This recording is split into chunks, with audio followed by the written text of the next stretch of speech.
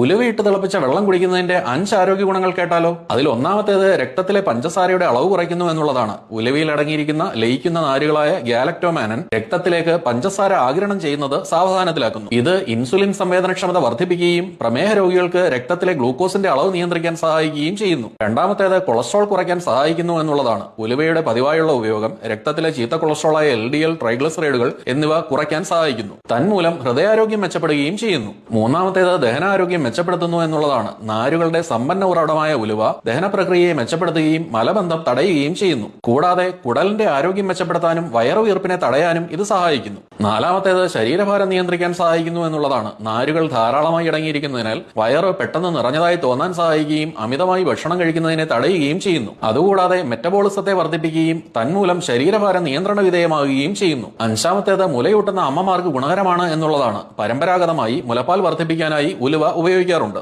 ഉലുവയിലെ ചില സംയുക്തങ്ങൾ മുലപ്പാലിന്റെ സ്രവണത്തെ ഉത്തേജിപ്പിക്കാൻ സഹായിക്കുന്നതായി ചില പഠനങ്ങൾ തെളിയിക്കുന്നു. അപ്പോൾ ഈ ആരോഗ്യ ഗുണങ്ങൾക്കായി ഉലുവയിട്ട് തിളപ്പിച്ച വെള്ളം ദൈനംദിന ജീവിതത്തിൽ ഒരു ശീലമാക്കൂ.